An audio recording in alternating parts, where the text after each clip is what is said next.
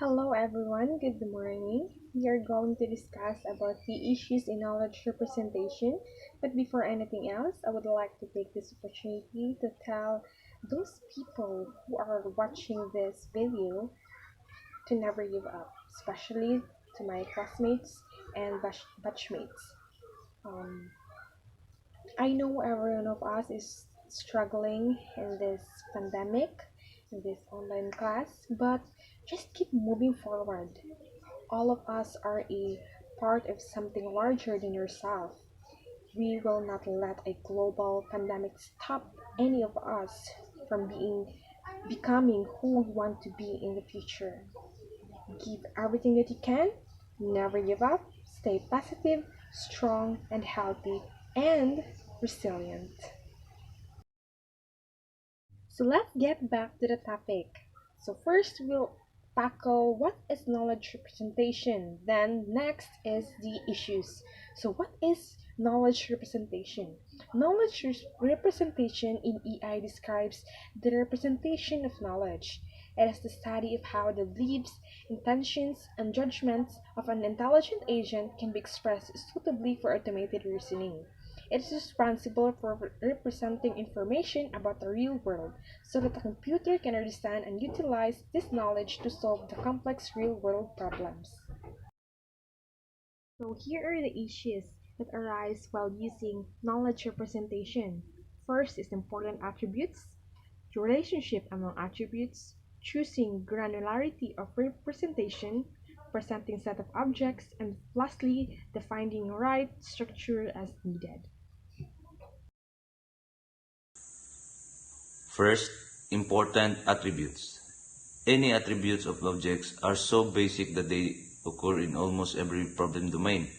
Second, relationship among attributes. Any important relationship that exists among object attributes. Third, choosing granularity. At what level of detail should the knowledge be presented? Fourth, set of objects. How set of objects be represented? Fifth, finding right structure. Given a large amount of knowledge stored, how can relevant parts be accessed? And the next slide, important attributes. There are attributes that are general significance. The attributes that occur in many different types of problem.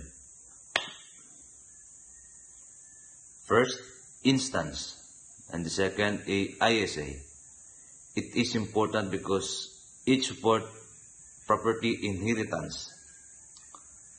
Next slide, relationship among attributes.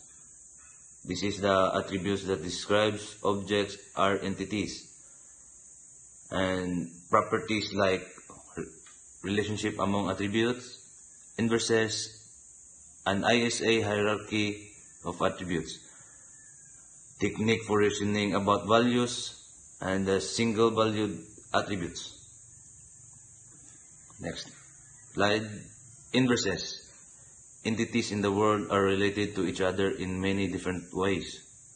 This is about consistency check, while a value is added attribute.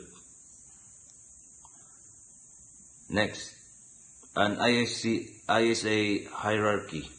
Generalization and specification relationship for attributes are important because they support inheritance. Next slide, techniques for reasoning about values. Some constraints has to be followed by the value of an attributes, information about type of value, constraint on the value. Next is single valued attributes. This is about specific attribute that is guaranteed to take unique value. So for choosing granularity of representation, we have high-level facts may not be adequate for inference, high-level primitives may require a lot of storage, and at what level of detail the knowledge should be represented and what should be our primitive. Representing set of objects. There are certain properties of an object which are true as member of set but not as individual. For example, a person is very strict at a company but he is very calm at his home. And page number written on page of the book. For example, kaning kuan, a person is very strict at a company but he is very calm at his home. So is example sa kaning properties of an object which are true as a member of set but not as individual. Kabantay mo sa nabantayan ninyo kaning ang kaning person strict ra siya sa company pero dili siya kalmar siya pag-abot sa ila. Bali mo na siya example sa aning set of objects. So we are here at the last part of our video presentation, finding the right structure as needed. Selection of appropriate structure is necessary in order to represent knowledge effectively. Following problems were raised while selecting appropriate structure. How to perform initial selection of most appropriate structure. Next is how to fill up appropriate details from the current situation. Next is how to find better structure if one chosen is not appropriate.